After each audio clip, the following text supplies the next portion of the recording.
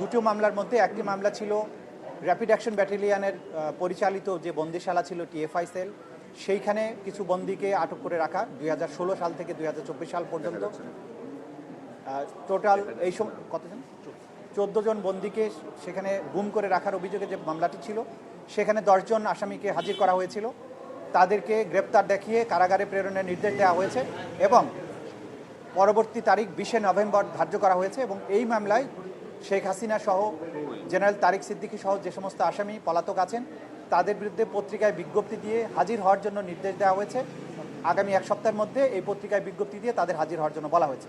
পরবর্তী তারিখ নির্ধারণ করা হয়েছে 20 নভেম্বর।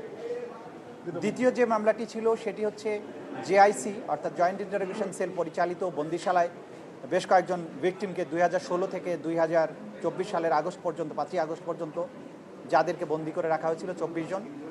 সেই অভিযোগে যে সমস্ত আসামির বিরুদ্ধে মামলা হয়েছিল তাদের মধ্যে 13 জনের বিরুদ্ধে মামলা হয়েছিল, তাদের মধ্যে 3 জনকে আজকে হাজির করা হয়েছিল, বাকি 10 জন পলাতক আছেন।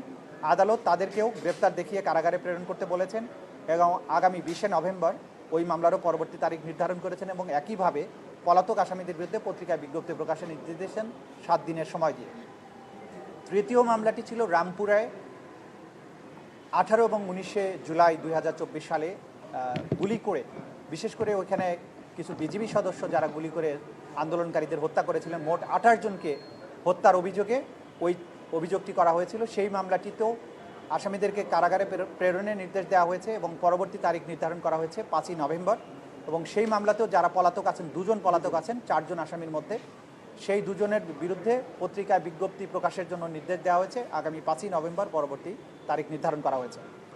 আজকে যাদেরকে উপস্থিত করা হয়েছিল তাদেরকে গ্রেপ্তারের ব্যাপারে, বিচারদের সোপর্দ করার ব্যাপারে আইনশৃঙ্খলা রক্ষাকারী বাহিনী যেমন কাজ করেছেন, তেমনিভাবে বাংলাদেশের সার্বভৌমত্বের রক্ষক হিসাবে আমরা যাদেরকে মনে করি বাংলাদেশ সেনাবাহিনী, তারা এই আদালতের প্রক্রিয়াকে সাহায্য করেছেন।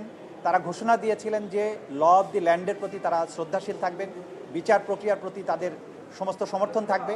তারা সেই সমর্থন আমাদেরকে দিয়েছেন, আইনশৃঙ্খলা রক্ষাকারী বাহিনীকে দিয়েছেন। এই আসামিদেরকে গ্রেপ্তার করে আদালতে হাজির করার ব্যাপারে তারা সম্পূর্ণ সহযোগিতা করেছেন। এটা আইনশৃঙ্খলা রক্ষাকারী বাহিনীর মাধ্যমে আমরা জানতে পেরেছি। সুতরাং দেশপ্রেমিক সেনাবাহিনীর ব্যাপারে যে সমস্ত অপপ্রচার যারা করেন তাদেরকে আমরা বলবো অপপ্রচার করবেন না। ল অফ দি ল্যান্ড এবং বিচার প্রক্রিয়া একটা রাষ্ট্রের সভ্যতার মাপকাঠি নির্ধারণ করে।